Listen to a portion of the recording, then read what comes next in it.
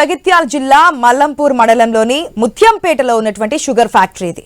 పేరుకే sugar factory, కానీ వేలాది మంది రైతులకు అది కేవలం ఒక జీవనాధారం కాదు, వారి ఆశల సౌధం, భవిష్యత్తుకు భరోసా. కానీ దశాబ్ద కాలంగా మూతపడిన ఈ ఫ్యాక్టరీ ఇప్పుడు అందని హామీలకు, రాజకీయ నాయకుల మాటల గారడీకి నిదర్శనంగా మిగిలింది.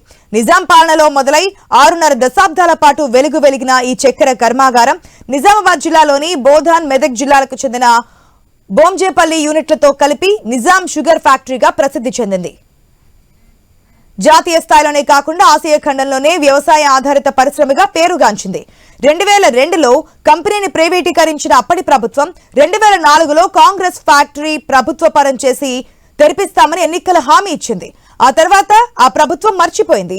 తెలంగాణ రాష్ట్రం ఏర్పడిన తర్వాత ప్రభుత్వ ఆధ్వర్యంలో నిజాం షుగర్ ఫ్యాక్టరీ నడిపిస్తామని హామీ ఇచ్చిన సీఎం కేసీఆర్ తర్వాత హామీని మర్చిపోయారు. రైతులకు, కార్మికులకు ఎలాంటి సమాచారం ఇవ్వకుండా 2015 డిసెంబర్ 18న బోర్డ్ ఆఫ్ డైరెక్టర్ సమావేశాన్ని నిర్వహించి షుగర్ ఫ్యాక్టరీని మూసివేయాలని నిర్ణయం తీసుకున్నారు. 2015 డిసెంబర్ 23న మధ్యాహ్నం లంచ్ కోసం వెళ్లిన కార్మికులు తిరిగి విధులకు వచ్చేసరికి వారికి ఇక రావాల్సిన అవసరం లేదని చెబుతూ ఫ్యాక్టరీకి బోర్డు తగిలించి ఉంది. ఒకప్పుడు ఉత్తర తెలంగాణ ప్రజలకు బతుకు తెరువు చూపించిన ఈ ఫ్యాక్టరీకి ఎందుకు తాళం పడింది? రైతుల కష్టాలు, రాజకీయ హామీల సుడిగుండంలో వారి ఆశలు ఎలా చిక్కుకున్నాయో ఐ న్యూస్ ప్రతినిధి ప్రశాంత్ అందిస్తున్న గ్రౌండ్ రిపోర్ట్లో చూద్దాం.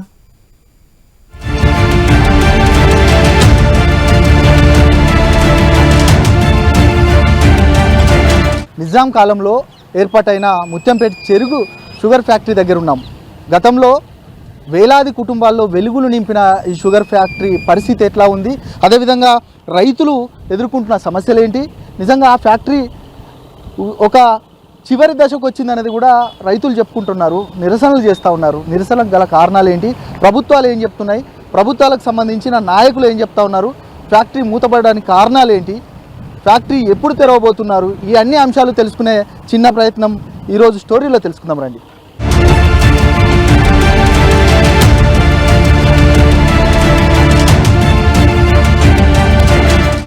అది ఎక్కడో కాదు, కరీంనగర్, ఉమ్మడి కరీంనగర్ జిల్లా జగిత్యాలకు అంటే అత్యంత మెట్పల్లికి సమీపాన ఉన్న ముత్యంపేట చెరుకు షుగర్ ఫ్యాక్టరీ. ఇది అక్కడే ఉన్నాం మనం ప్రస్తుతం.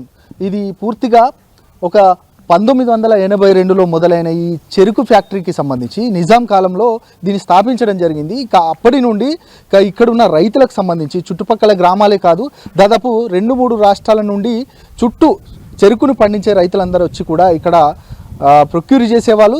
దానికి సంబంధించి ఈ చెరుకు తర్వాత పూర్తిగా చక్కెర కర్మాగారంగా చాలా అత్యంత ప్రసిద్ధిగాంచింది. కానీ ఇప్పుడు పూర్తిగా శిథిలావస్థకు చేరింది. మనం చూడొచ్చు విజువల్స్లో. చాలా ఇది ఎక్కడో సినిమా షూటింగో లేకపోతే ఎక్కడో మనం హైదరాబాద్ చుట్టుపక్కల ఉన్నామని అనుకుంటే భ్రమపడితే మాత్రం ఖచ్చితంగా అది భ్రమే అవుతుంది. కానీ ఇది పర్టికులర్గా ముత్యంపేట చెరుకు ఫ్యాక్టరీకి సంబంధించి దాదాపు 500 కోట్లతో అప్పుడే నిర్మించిన ఈ ఫ్యాక్టరీ పూర్తిగా శిథిలావస్థకు చేరింది. దాదాపు దశాబ్ద కాలంగా పూర్తిగా రైతులు చాలా ఆవేదన వ్యక్తం చేస్తూ ఉన్నారు. ఎన్ని నిరసనలు చేశారు, ఎన్ని ధర్నాలు చేసినప్పటికీ కూడా ప్రభుత్వాలు మారుతూ ఉన్నాయి, కానీ ఈ ఫ్యాక్టరీ మాత్రం తెరిసే పరిస్థితి లేదు. దాదాపు ఈ 10 సంవత్సరాల్లో గతంలో బీఆర్ఎస్ హయాంలో ఉన్నప్పుడు ఖచ్చితంగా దీన్ని మేము చెరుకు ఫ్యాక్టరీని తెరుస్తామని అప్పుడున్న బీఆర్ఎస్ పార్టీ చెప్పినప్పటికీ దీన్ని పట్టించుకునే పాపన పోలేదు. ఇక మేము ఖచ్చితంగా అధికారంలోకి వస్తామన్న కాంగ్రెస్ పార్టీ దాదాపు 1 ఇయర్లోనే ఈ ఫ్యాక్టరీని తెరిచి ఇక్కడ ఉన్న రైతులను ఖచ్చితంగా ఆదుకుంటామనేది కూడా వాళ్ళు చెప్పినప్పటికీ కూడా వారు అధికారంలోకి వచ్చి కూడా దాదాపు 2 సంవత్సరాలు అవుతుంది. డిసెంబర్ 2025 కల్లా ఈ ఫ్యాక్టరీని పునరుద్ధరిస్తాము, ఖచ్చితంగా మేము ఇక్కడ ఖచ్చితంగా ఈ ఫ్యాక్టరీని నిలబెడతామనేది కాంగ్రెస్ పార్టీ మాటిచ్చింది. కానీ ఇప్పటికీ కొత్త యంత్రాలే కాదు, ఈ ఉన్న యంత్రాలు పూర్తిగా పాడైపోయిన దృశ్యాలు మనం చూస్తూ ఉన్నాం. దాదాపు ఈ 25 కల్లా కాదు, ఇప్పటికే కమిటీ వేశారు. ఆ కమిటీ కూడా ఏం చెప్పింది, ఆ కమిటీ ఏ నిర్ణయం తీసుకుందనేది కూడా పూర్తిగా బయట పెట్టలేని పరిస్థితి ఉంది. దాదాపు బ్యాంకులలో ఉన్న అప్పులు మాత్రం మేము కట్టేశాము, కానీ ఇప్పుడు ఫ్యాక్టరీని పునరుద్ధరిస్తామని కాంగ్రెస్ పార్టీ చెప్తా ఉంది. నిజంగా ఇటు కాంగ్రెస్, ఇటు బీజేపీ, ఇక బీజేపీకి సంబంధించి ప్రధాన పార్టీ అయిన బీజేపీ కూడా ఇక్కడ స్థానికంగా నిలబడ్డ ధర్మపురి అరవింద్ లాంటి వాళ్ళు కూడా మేము ఖచ్చితంగా ఈ ఫ్యాక్టరీని పునరుద్ధరిస్తాము, ఖచ్చితంగా తెరుస్తామనేది కూడా మాటిచ్చారు. ఎన్ని పార్టీలు మారి, ఎన్ని దశాబ్దాల పార్టీలు మారుతున్నప్పటికీ కూడా దశాబ్దాలలో ఏ ఒక్క పార్టీ కూడా మాట నిలబెట్టుకున్న పరిస్థితి మాత్రం కనబడట్లేదు. ప్రధానంగా ఎక్కడ వేసిన గొంగడి అక్కడిలాగే ఉంది. ఈ ఫ్యాక్టరీకి సంబంధించి చాలామంది రైతులు, దీనికి ప్రత్యక్షంగా పరోక్షంగా ఆధారపడ్డ రైతుల గోస మాత్రం ఆ విధంగానే ఉంది. నిజంగా వారి గోసనే కాదు, మిగతా కొంతమంది పార్టీ నాయకులు ఉన్నారు. పార్టీ నాయకులను కూడా అసలు ఎవరిది ఈ పాపం? నిజంగా ఇప్పుడు కాంగ్రెస్ పార్టీ తెరుస్తుందా లేదా? ఈ ఫ్యాక్టరీ మళ్ళా పూర్వవైభవాన్ని సంతరించుకుంటుందా లేదా? ఇక ముగ్గురు పార్టీలకు సంబంధించిన నాయకులు మనతోటే ఉన్నారు. అసలు ఇక్కడ జరుగుతున్న నిరసనలు, అదేవిధంగా ఫ్యాక్టరీకి సంబంధించిన అన్ని అంశాలు వారి మాటల్లో తెలుసుకునే ప్రయత్నం చేద్దాం రండి.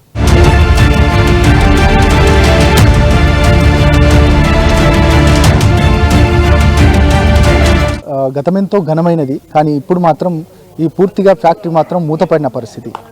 నిజంగా గతానికి సంబంధించి ఇప్పుడు ప్రస్తుత పరిస్థితి ఎట్లా ఉంది? కొంతమంది రైతులను అడిగి తెలుసుకునే ప్రయత్నం చేద్దాం. చెప్పండి, అంటే ఎంతమంది ఈ ఫ్యాక్టరీ మీద ఆధారపడే వాళ్ళు, అసలు ఈ చుట్టుపక్కల ఎంతమంది రైతులు దీని మీద ఆధారపడి ఇప్పుడు వారి పరిస్థితి ఎట్లా ఉంది అంటే ఏం చెప్తారు మీరు? దాదాపు అంటే ఇది నడుస్తున్నప్పుడు ఒక 5-6 వేల రైతు కుటుంబాలు, ఒక 5-6 వేల కార్మిక కుటుంబాలు, మిగతా అంటే అన్ని రకాల ఇక్కడ దాదాపు ఒక 50,000 మంది ఫ్యాక్టరీ నడిచినప్పుడు ఉపాధి పొందేవారు.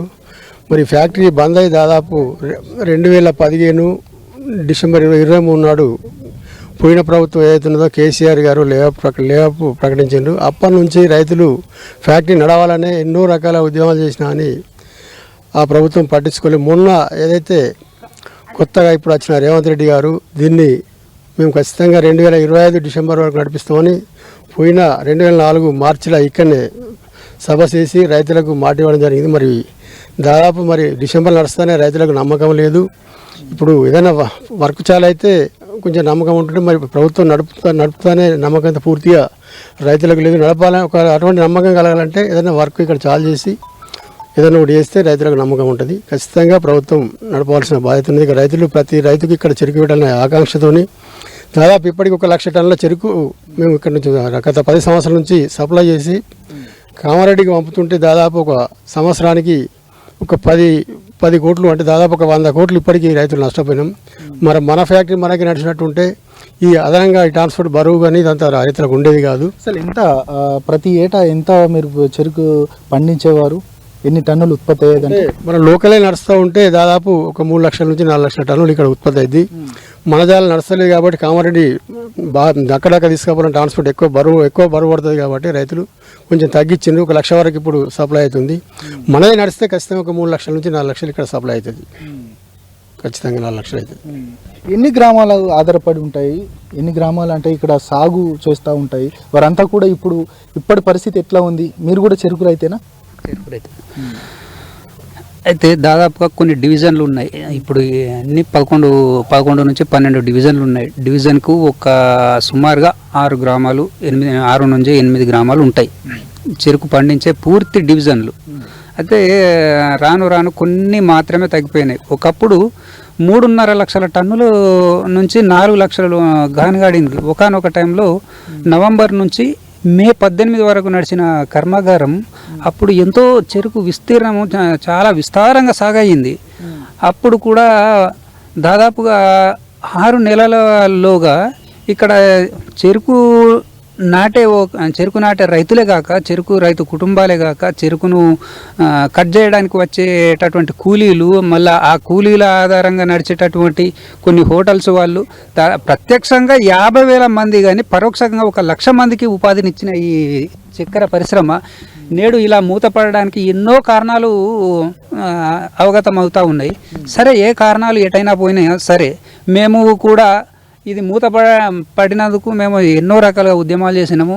టీఆర్ఎస్ ప్రభుత్వం పైన చాలా వరకు మేము ఇది తెరవాలన్న ఉద్దేశంతో రకరకాల ఉద్యమాలు చేసినాము. ఆఖరికి వస్తే పోయిన ఎలక్షన్లో కేసీఆర్ పైన కూడా నామినేషన్ వేసి మేము అక్కడ కూడా ఏది మన గజ్వేల్లో కూడా మేము చెరుకు రైతుల ముగ్గురము నామినేషన్ వేసి ఆ ప్రభుత్వం పైన టీఆర్ఎస్ ప్రభుత్వం పైన వ్యతిరేకత వచ్చింది.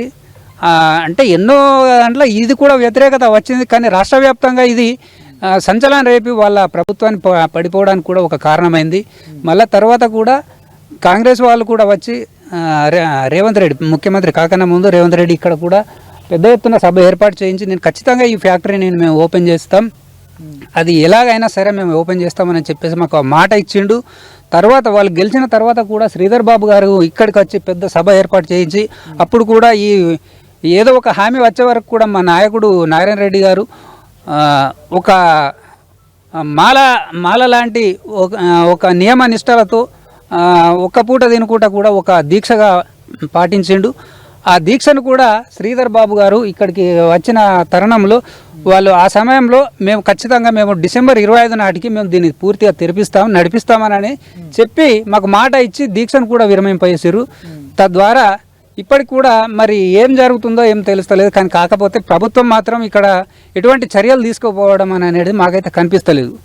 మేము కూడా చూస్తున్నాము, మేము రైతులుగా మేము ఎన్నోగా ఫ్యాక్టరీ నడవాలని ఒక ఉద్దేశంతో ఇక్కడ ఫ్యాక్టరీ బంద్ అయినా కూడా ఆ చెరుకు నాణ్యం అనేది విడిచిపెట్టకుండా మా గ్రామాలలో కూడా చెరుకును విస్తారంగా సాగు చేస్తున్నాం.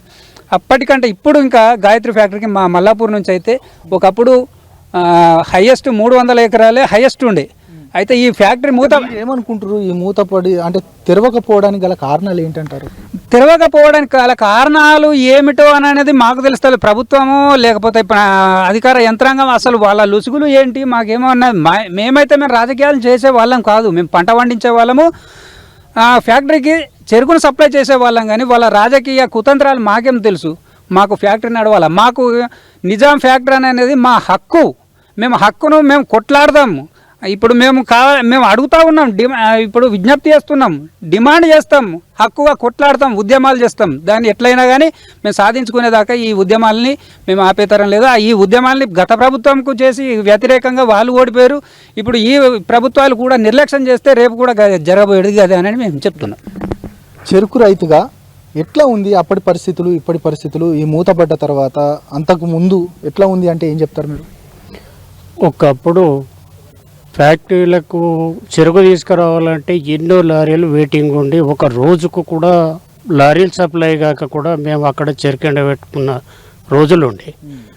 ఇప్పుడు వచ్చే వరకు చెరుకు పెట్టి తీసుకొని వచ్చి మనము వేద్దాము అనే వరకు మనకు నిర్లక్ష్యం చేసి రైతులకు ఎంతో ఇబ్బంది చేస్తున్నారు.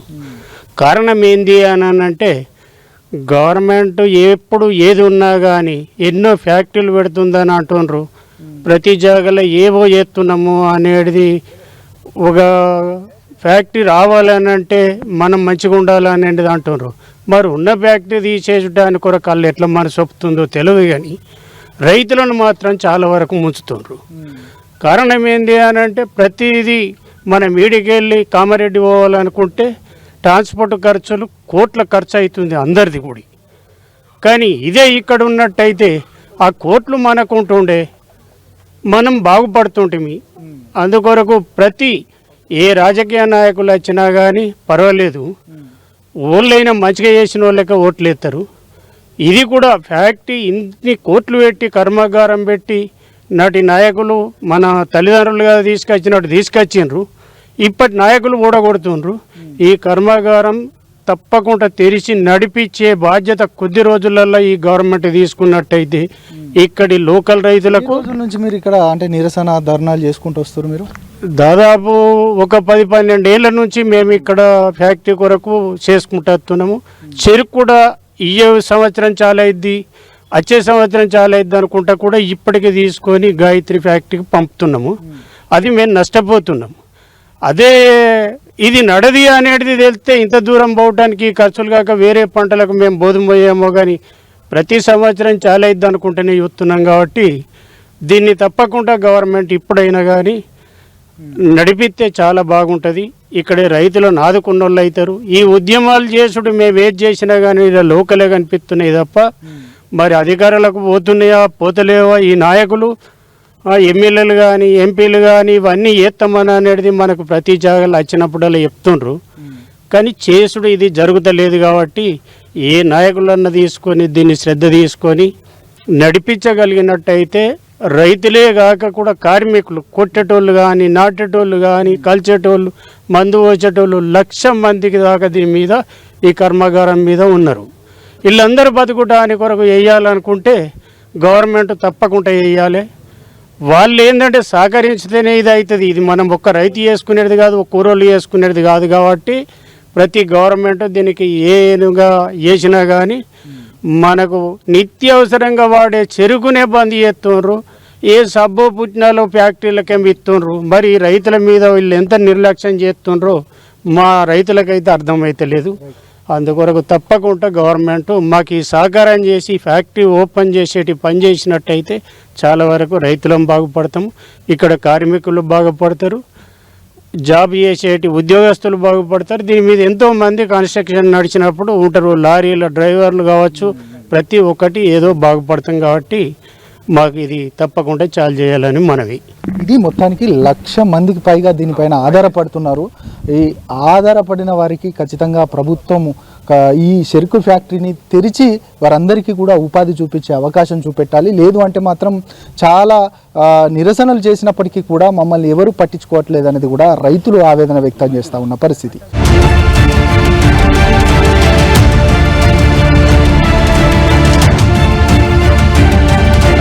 మనతో పాటు కాంగ్రెస్ పార్టీ కిసాన్ సెల్ జిల్లా అధ్యక్షుడు ఉన్నారు. అన్ని విషయాలు అడుగుదాం.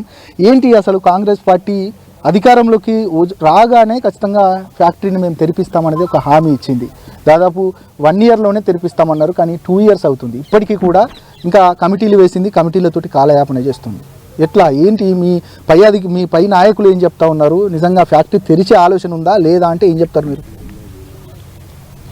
ఐ న్యూస్ ఛానల్కు ముందుగా ధన్యవాదాలు. ఏదైతే గత ప్రభుత్వంలో కాంగ్రెస్ ప్రభుత్వంలో గౌరవనీయులు పెద్దలు మా ముత్యంపేట వాసులు భూగర్భ జల శాఖ మంత్రులు వద్దినేని వెంకటేశ్వరరావు గారి హయాంలో కాంగ్రెస్ పార్టీ ఇక్కడ రైతులకు ఇబ్బంది అవుతుంది, ఏదో ఒక పంట వేసుకొని మరి బ్రతకాలంటే ఇబ్బంది అవుతుంది కనుక పంట మార్పిడి జరగాలనే ఉద్దేశంతో ముత్యంపేట గ్రామంలో సుమారు వారు గ్రామస్తులందరినీ కూడా ఒప్పించి సుమారు 200 ఎకరాలు ఈ గ్రామానికి సంబంధించిన ల్యాండ్ను వారు ప్రభుత్వానికి ఇచ్చి మరి ఫ్యాక్టరీ స్థాపించడం జరిగింది. ఫ్యాక్టరీ స్థాపించినప్పుడు 1250 టన్నులు మాత్రమే దీని కెపాసిటీ ఉండే. అయితే రైతులందరూ కూడా వారు ఇచ్చినటువంటి ప్రోద్బలంతో రైతులంతా కూడా షుగర్ కేన్ను 14 డివిజన్లుగా విభజించి జగిత్యాల దగ్గర లక్ష్మీపూర్ అనే గ్రామం నుంచి మొదలుకొని కమ్మర్పల్లి, ఆర్మూరు ప్రాంత రైతులు కూడా ఈ షుగర్ ఫ్యాక్టరీకి మరి కేంద్ర ఇవ్వడంతో 1250 టన్నులు సరిపోక అప్పుడున్న ప్రభుత్వం మరి రైతులంతా అడిగిన దానిపైన 2500 కెపాసిటీకి మార్చాలని చెప్పి అప్పుడు కోరడం జరిగింది. దాని మీద మరి అప్పుడు ప్రభుత్వం 2500 టన్నులకు మార్చిన తర్వాత కాంగ్రెస్ ప్రభుత్వం తర్వాత మళ్ళీ టీడీపీ ప్రభుత్వం రావడం జరిగింది. దాని మీద మరి 51%, 49% బేసిక్లో వాళ్ళు ప్రైవేట్ పరం చేసి మరి ఈ నిజాం షుగర్ ఫ్యాక్టరీని డక్కన్ షుగర్ ఫ్యాక్టరీగా వారు మార్చడం జరిగింది. కాలక్రమేణా మరి డక్కన్ షుగర్ ఫ్యాక్టరీ వచ్చిన తర్వాత రైతులు సరే లాభపడ్డారు, పర్వాలేదు, బాగానే నడిచిన తర్వాత మరి కాలక్రమేణా టీడీపీ పోయింది, మళ్ళీ కాంగ్రెస్ వచ్చింది, నడిచింది. తర్వాత ఏదైతే తెలంగాణ వాదం పేరుతోని మరి టీఆర్ఎస్ రావడం జరిగింది. టీఆర్ఎస్ రావడంతోనే మొత్తమే వాళ్ళు కొన్ని పంతాలకు పోయి యాజమాన్యంతో ఇబ్బందుల పాలై మరి వారి యొక్క సొంత లాభం కొరకు మరి ఉన్నటువంటి యాజమాన్యాన్ని తీసివేయడానికి ఉన్నటువంటి ఏదైతే టీఆర్ఎస్ ఉందో వాళ్ళు పూర్తిగానే లాకౌట్ చేయడం జరిగింది. లాకౌట్ చేసిన తర్వాత మరి ఏదైతే అప్పటికి టీఆర్ఎస్ ఎమ్మెల్యే, మాజీ ఎమ్మెల్యే గారు విద్యాసాగర్ రావు గారు, నేను ఖచ్చితంగా నన్ను గెలిపియండి, ఎలక్షన్లు వచ్చినాయి, నన్ను గెలిపిస్తే నేను 100 రోజులలో నేను ఫ్యాక్టరీ తెరిపిస్తా, తప్పకుండా, లేకపోతే నేను ఈ గేటుకే ఊరేసుకుంటా అని చెప్పి వారు కూడా మాట్లాడడం జరిగింది. ప్రజలందరూ కూడా నమ్మి ఆయనను గెలిపించారు. తర్వాత దాన్ని మర్చిపోయినారు. అదే పద్ధతిలో రైతులు కానీ ఇతర పార్టీలు కానీ అందరం కూడా మరి ఉద్యమాలు చేయడం జరిగింది. నేను కూడా ఒక చెరుకు రైతు ఉత్పత్తిదారు గారు, ఏదైతే ఇప్పుడు మా ఉప ముఖ్యమంత్రి గారు ఉన్నారో బట్టి గారు, వారు కూడా పాదయాత్ర చేసిన క్రమంలో వచ్చి తప్పకుండా దీన్ని అంతా చూసి ఇక్కడనే మీటింగ్ పెట్టి తప్పకుండా మేము చాలు చేస్తామని చెప్పినారు. అదే పద్ధతిలో రేవంత్ రెడ్డి గారు కూడా ఇప్పుడున్న ముఖ్యమంత్రి గారు వచ్చి తప్పకుండా చాలు చేస్తామన్నారు. వచ్చిన తర్వాత డిసెంబర్ 25 తారీఖు చాలు చేస్తామన్నారు. కమిటీ చేశారు. శ్రీధర్ బాబు గారి అధ్యక్షతన జీవన్ రెడ్డి గారు, సుదర్శన్ రెడ్డి గారి వారి యొక్క మెంబర్లో కమిటీ వేయడం జరిగింది. ఆ కమిటీ కూడా వచ్చింది, రైతులందరితో సమావేశం పెట్టిన తర్వాత ఆర్థిక నిపుణులు, తర్వాత ఇంజనీరింగ్ నిపుణులతో ఒక కమిటీ వేసి ఫ్యాక్టరీకి తీసుకురావడం జరిగింది. ఒకటే ఫ్యాక్టరీ కాదు, 3 ఫ్యాక్టరీలు, Bodhan sugar factory, Muthyampet sugar factory, Mumbojipalli, ఈ 3 ఫ్యాక్టరీలను కూడా పరిశీలించిన తర్వాత అక్కడ ఉన్నటువంటి ఆర్థిక నిపుణులు కానీ ఇంజనీరింగ్ నిపుణులు కానీ ఏం చెప్తున్నారంటే, ఇప్పుడు ఉన్నటువంటి మిషనరీని రిపేర్ చేసి మనం స్టార్ట్ చేస్తే రైతులకు ఇంకా చాలా ఇబ్బందులు అవుతాయి. ఎందుకంటే షుగర్ పెరుగుతుంది, రైతులంతా కూడా అసలు ఇక్కడ మిషనరీసే లేవు కదా, మొత్తం ఎక్కడికక్కడ శిథిలావస్థకు చేరింది, పాడుపడ్డ పరిస్థితి పాడుపడ్డ పరిస్థితుల్లో ఆ ఉన్నటువంటి మిషనరీని మనం పోగు చేసి చాలు చేస్తే ఇబ్బంది అవుతుంది కనుక కొత్త మిషనరీ పెట్టి అట్లా వేస్తే 400 కోట్లతోని స్టార్ట్ అవుతుంది.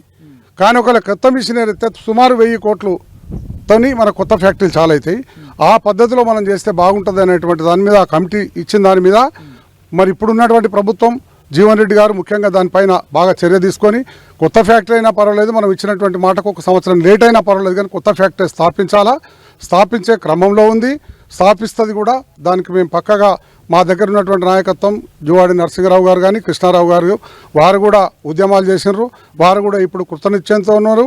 మరి మంత్రులతో కూడా ఇన్ఛార్జ్ మంత్రులు జాప్యం జరిగితే పార్టీ అని పక్కన పెడితే ఒక రైతుగా ఎట్లాంటి నిర్ణయం తీసుకోబోతున్నారు? రైతులు ఏమైనా మీ ప్రభుత్వం పైన ఒత్తిడి తెచ్చే అవకాశం ఉందా? తప్పకుండా మాకున్నటువంటి పాలకులతో అప్పుడు మనం మాట ఇచ్చినాం, రైతులకు మనం మాట తప్పకుండా ఉండాలా, ఫ్యాక్టరీ చాలు చేయాలా, ఫ్యాక్టరీ చాలు చేసే బాధ్యత మనది. రాబోయే రోజులలో వాళ్ళు గట్టినే మనగడ లేకుండా వీరు కనుక మనం అటువంటి పరిస్థితి తెచ్చుకోవద్దని చెప్పి మేము మా నాయకులను, మా ఇన్ఛార్జ్ వారు నరసింహరావు గారు కూడా ఒత్తిడి తేవడం జరుగుతుంది.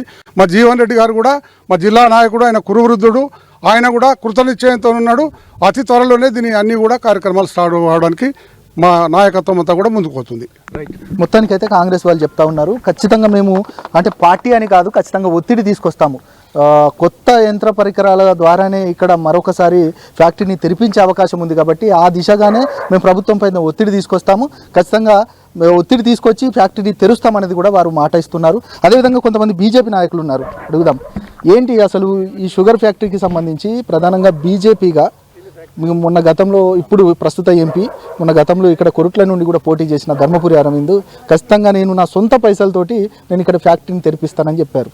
కానీ ఏ హామీ ఇచ్చినా హామీ మాత్రం అక్కడే ఉంది, ఆయన ఎంపీగా ఉన్నారు, కానీ ఇక్కడ ఫ్యాక్టరీ మాత్రం తెరవలేని పరిస్థితి. ఎట్లా చూస్తారు అసలు? ఐ న్యూస్కు నమస్కారం. ఈ ఫ్యాక్టరీని ఉద్దేశించి నాది మల్లాపురం మండల్ బీజేపీ మండల అధ్యక్షుడిని.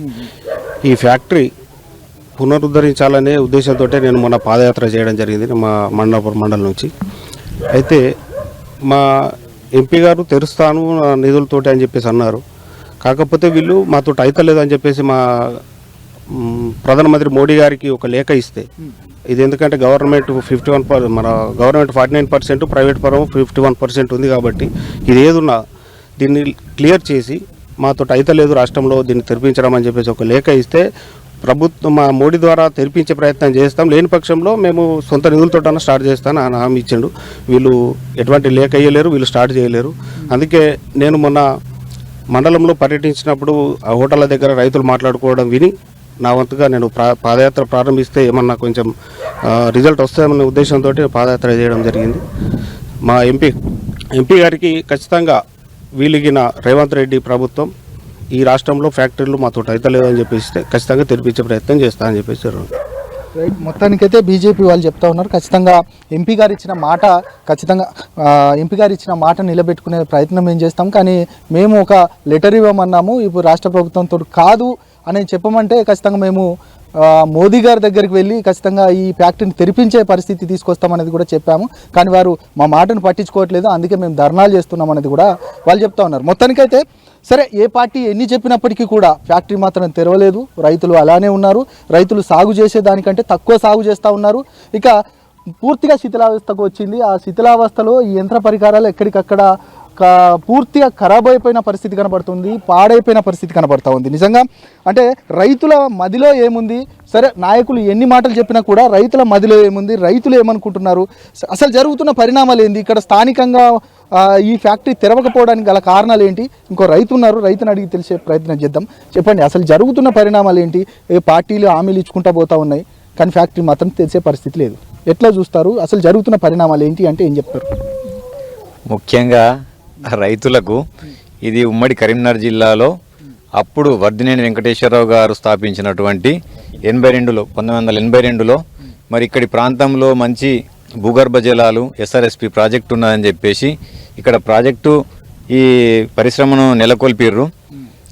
అప్పటి నుండి కూడా ఎంతో మంచిగా నడుస్తున్నది. నిజాం దక్కన్ షుగర్స్ పేరు మీద నడుస్తున్న ఫ్యాక్టరీని చంద్రబాబు హయాంలో దీన్ని 51-49% దీన్ని ప్రైవేటు వాళ్ళకు అప్పచెప్పడం జరిగింది. అప్పటి నుంచి కూడా మంచిగానే నడిచింది ఫ్యాక్టరీ. రైతులు మంచి లాభాలను మంచి పంటలు తీసిర్రు. మంచి చక్కెర శాతం కూడా రికవరీ రేటు కూడా ఇక్కడ చాలా అత్యధికంగా ఉన్న ప్రాంతం ఇది. అంతేకాకుండా ఎప్పుడైతే 2014 ఎలక్షన్లలో కేసీఆర్ గారు నడుస్తున్న ఫ్యాక్టరీని ఇవాళ మేము అధికారంలోకి వస్తే ఆయన ఎన్నికల మేనిఫెస్టోలో 2014లో మేము రైతులకు లాభసాటిగా నడుపుతాము, ఏదైతే గోకరాజు గంగరాజు దగ్గర నుంచి ప్రైవేటు భాగస్వామ్యంలో నడుస్తున్న దాన్ని మేము హస్తగతం చేసుకొని మేము రైతులకు లాభసాటిగా చేస్తామన్నాడు. 100 రోజులలో చేస్తామని చెప్పేసి 100 రోజులలో మరి లే ఆఫ్ ప్రకటించి ఇవాళ మేము రైతులం ఒక రిలే నిరాహార దీక్షలు దాదాపు ఒక 60 రోజులు మెట్పల్లిలో చేసినాము. అంతేకాకుండా స్వర్గీయ కొమిరెడ్డి రాములు కూడా ఒక సంవత్సరం పాటు మరి ఆయన కూడా దీక్ష చేసిండు. ఇవన్నీ చేసినా కానీ ఎవ్వరికి కూడా ఇవాళ టీఆర్ఎస్ గవర్నమెంట్కు చీమ కుట్టినట్టు కూడా లేదు. అంతేకాదు ఆ మధ్యలో రేవంత్ రెడ్డి గారు మరి ఇక్కడికి వచ్చి ఒకరోజు మరి ఇక్కడ నిద్ర చేసి మరి మేము అధికారంలోకి వస్తే ఏదైతే మేము ఫ్యాక్టరీని మరి ఖచ్చితంగా ఓపెన్ చేస్తామని చెప్పారు. ఆయన ఒక రైతు బిడ్డగా ఆయన మీద మాకు పూర్తి విశ్వాసం. పనిచేసిన వాళ్ళ పరిస్థితి ఎట్లా ఉంది? రైతులు ఏమనుకుంటున్నారంటే పనిచేసిన వాళ్ళు మొత్తం ఏదైతే గల్ఫ్ వలస పోవడం కానీ వాళ్ళ బతుకులు చిన్న భిన్నంగా మారిపోయినాయి. ఇవాళ రైతులు కూడా ఇక్కడ నుంచి కామారెడ్డికి షుగర్ కేన్ తరలిస్తే అక్కడ వెయిట్ లాస్ వస్తుంది. ఒక 700-800 రూపాయలు మరి టన్నుకు అదనంగా రైతు భరించాల్సిన దుస్థితి ఏర్పడ్డది. ఇవాళ ఇది కూడా ఒక 1000 కోట్లు కేటాయించినట్టయితే ఖచ్చితంగా ఈ పరిశ్రమ మళ్ళీ కొత్తగా ఇంతకుముందు జలపతి రెడ్డి గారు చెప్పినట్టు కొత్తగా మరి స్థాపించినట్టయితే రైతులకు దీన్ని పాతదాన్ని రిపేర్ చేయడం కాదు, కొత్తగా ఎస్టాబ్లిష్ చేసినట్టయితే ఒక 200 ఎకరాలు ఉన్నది దాదాపు. ఇంత భూమి పెట్టుకొని మరి నీళ్లు పెట్టుకొని ఎస్ఆర్ఎస్పి ప్రాజెక్టు పెట్టుకొని రైతులు ఇవాళ సాగు చేయడానికి సిద్ధంగా ఉన్న ప్రాంతము, మంచి రికవరీ ఉన్న భూములు, మంచి సారవంతమైన భూములు. కాబట్టి ఇప్పటికైనా రేవంత్ రెడ్డి గారు మా శ్రీధర్ బాబు గారి అధ్యక్షతన మరి ఈ కమిటీ కాలయాపన చేయకుండా తొందరగా దీని మీద మరి రిపోర్ట్ ఇచ్చి మరి గవర్నమెంట్కు సబ్మిట్ చేసి తొందరగా దీన్ని మరి ఫ్యాక్టరీని తెరిపించి వచ్చే క్రషింగ్ సీజన్ కన్నా మరి ఇది కనీసం ఫ్యాక్టరీ ఎస్టాబ్లిష్మెంట్ అన్న కావాలని చెప్పేసి మేము రైతుల పక్షాన కోరుతున్నాం. రైట్, మొత్తానికి రైతులు ఖచ్చితంగా రానున్న అంటే ఖచ్చితంగా పంట వరకైనా కూడా ఈ ఫ్యాక్టరీని తెరిపించాలి, లేదంటే మాత్రం ఇక్కడ ఉన్న రైతులంతా కూడా ఇబ్బంది ఎదుర్కొనే పరిస్థితి ఉంది అనేది కూడా వాళ్ళు చెప్తా ఉన్నారు. నిజంగా ప్రభుత్వం కమిటీ వేసింది, ఆ కమిటీ కాలయాపన చేయకుండా ఖచ్చితంగా ఈ ఫ్యాక్టరీని తెరిపించే విధంగా దాదాపు రైతులు చెప్తున్న లెక్క ప్రకారం ఒక 1000 కోట్ల రూపాయలు ఇక్కడ కేటాయించి మరొకసారి దీన్ని పునరుద్ధరించాలనేది కూడా వాళ్ళు చెప్తా ఉన్నారు. దాని ద్వారా రైతులకు వేరే సుదూర ప్రాంతాలకు వెళ్ళి అమ్ముకోవాల్సిన పరిస్థితి, వేరే సుదూర ప్రాంతాలకు వెళ్ళి అక్కడ చెరుకును ఇచ్చే పరిస్థితి ఉండకుండా ఉంటుందనేది కూడా వాళ్ళు చెప్తా ఉన్నారు. మొత్తానికైతే ఇది ఈరోజు గ్రౌండ్ రియాలిటీకి సంబంధించి నిజంగానే వాళ్ళు చెప్తా ఉన్నారు. ఎక్కడికక్కడ పూర్తిగా పాడైపోయిన మిషనరీస్ కనబడుతున్నాయి. ఆ మిషనరీస్కి సంబంధించి ఇక దాదాపు 10 సంవత్సరాలు, ఒక దశాబ్ద కాలంగా ఇది ఇలాగే ఉండిపోయిన నేపథ్యం కనబడుతుంది. వాటిని ఇప్పుడు బాగుపరిచినా కూడా అవి బాగుపడే పరిస్థితిలో లేదనేది కూడా మనకు క్లియర్గా కనబడుతూ ఉంది. దీన్ని ప్రభుత్వం ఏ విధంగా తీసుకుంటుంది, ప్రభుత్వానికి సంబంధించి ఈ యొక్క సమస్యను పరిష్కరిస్తుంది అనేది మాత్రం ప్రభుత్వం ముందు ఉన్న పెద్ద టాస్క్. ఖచ్చితంగా ప్రభుత్వం రైతుల పక్షాన రైతుల సమస్యను పరిష్కరించే దిశగా ముందుకెళ్లాలనేది కూడా మనం చెప్పొచ్చు.